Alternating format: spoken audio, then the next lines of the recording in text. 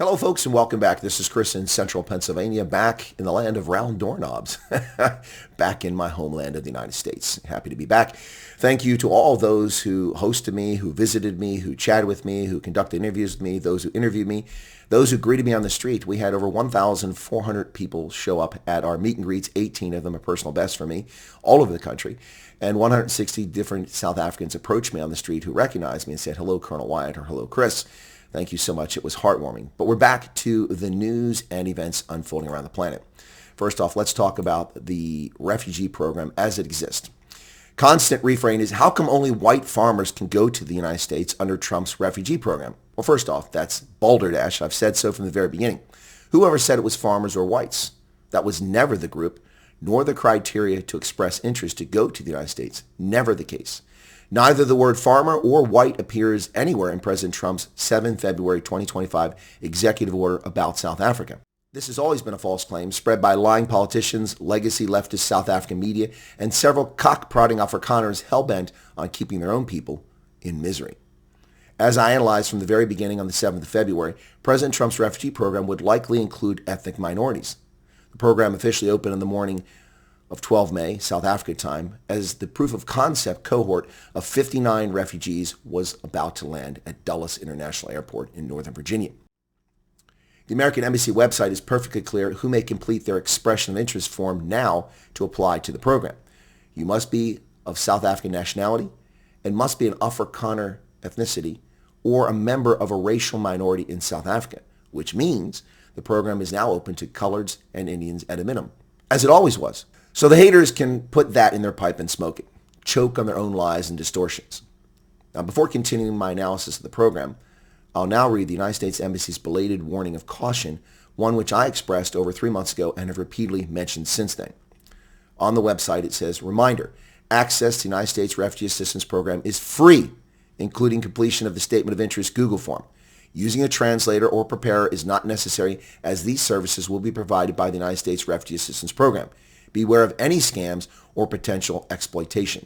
No one should pay any fees or favors to unauthorized individuals claiming to be able to assist or expedite resettlement to the United States or to gain access to the program. Do not share your personal information with anyone you do not trust. Avoid emailing your identity documents to anyone.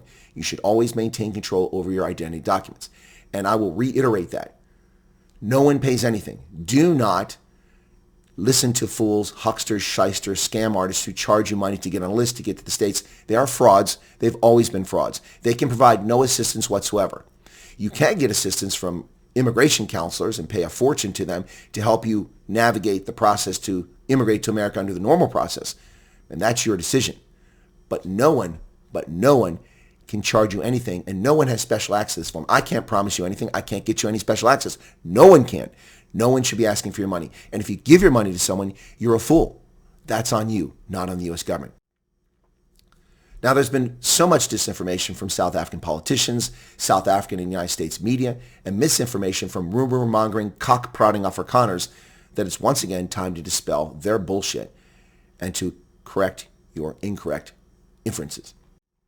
First, there was never an official program prior to May 12, 2025. The Department of State needed time to establish an in-country refugee program.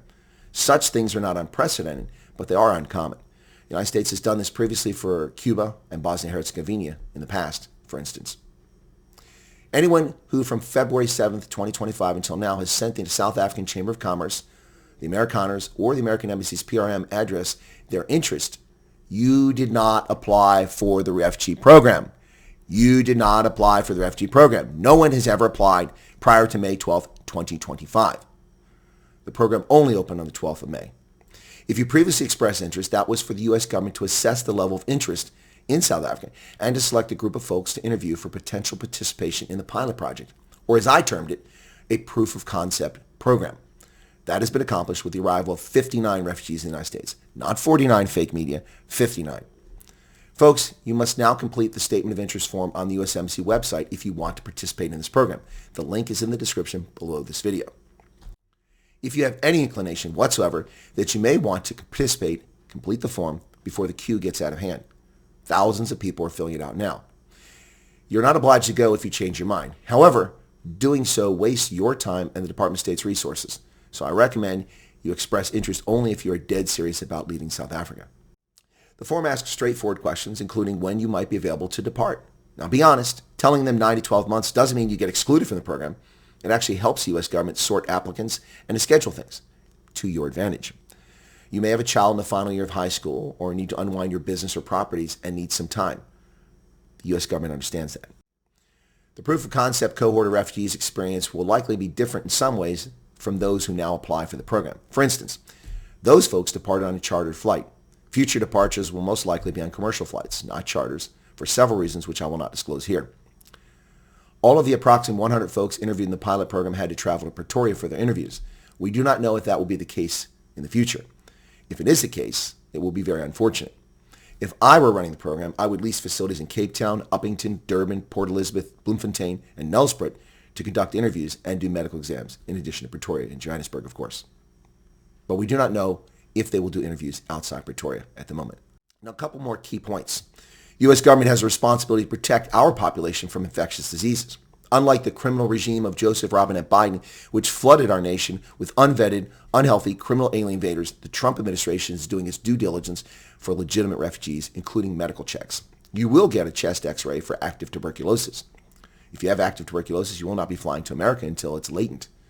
You must have standard childhood vaccinations, things like measles, mumps, and rubella, the MMR vaccine, hepatitis A and possibly C, and others, or you will get jabbed. Now, if that's a showstopper for you, then you're not serious about escaping South Africa. There is no COVID jab. The medical checks are free to you, no charge. The U.S. government pays for it. Now, you're wasting your time getting police clearance checks. That means nothing to the U.S. government. They do their own background investigations and don't trust the investigations of foreign powers. Now, you will need a passport. I said it's likely you will, and every one of the original cohort said you had to have a passport. And I actually know of a couple who didn't get to go because they didn't have a passport yet. So they would have been on the flight, but they weren't because they had no passport. Now, folks, if you think $30 US, 600 Rand, is too expensive, then you're not serious about escaping South Africa. Mboer maak 'n plan. Stop smoking, stop drinking Casa Lager for a few weeks. Sell something unimportant to raise money. Open a Back a Buddy campaign. Ask friends, ask family. Stand on the street corner and beg. Pride has no place in this process. Safety is paramount. If you want to leave South Africa, instead of belly aching and moaning that you have 6 children and you don't have the money to pay for their passports, you will find a legal means to get that money, and you will get your passports. Once granted refugee status, it's yours. You will not be sent home if Democrats take over the U.S. government. That's a lie. It's illegal. One loses the refugee status only through certain means. Number one, if the underlying conditions which led to the status have been ameliorated. So I ask you the questions. Do you think the government of national unity will rescind racist legislation? Do you think Julius Malema will stop encouraging people to kill farmers with his singing? Both seem highly unlikely, and those are the basis for people getting out of the country at a start. Now, potentially, if you defraud the U.S. government, you could lose your status, though that seems unlikely. No one seems to be taking seriously the claim that Ilhan Omar married her bigamous brother to get into the United States, both of which are crimes.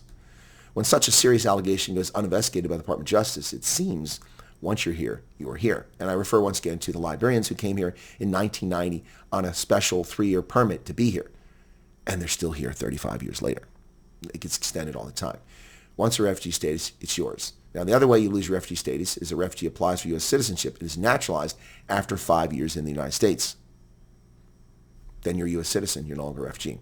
And once again, the media and politicians are lying to you, folks. Don't take my word for it. Read the information for yourself. The program is not for farmers. It's not for whites. It's not exclusively for Afrikaners. But as I indicated, rather, it's for all ethnic minorities. Case closed. And that's the end of that story about the nonsense being perpetrated and lied out there. So, you can take my word for it. You can go check the sources yourself. Stop listening to the fake South African media and the U.S. media. The people who are going out of the way to rubbish and disparage the people who've come here, they're just bitter Bettys. They're not here and they're crying about it. Or they have vested interest to keep people from leaving South Africa. You decide. But the bottom line is those people are here. Too late. So sad. Too bad for you. They're here. And that's not your problem anymore. Many of you wanted them to go. You threatened them. You impoverished them. And now they left. So get over it. And that's my thoughts on the refugee resettlement program as of today, the 18th of May, 2025. Cheers, folks. We'll catch you next time. God bless.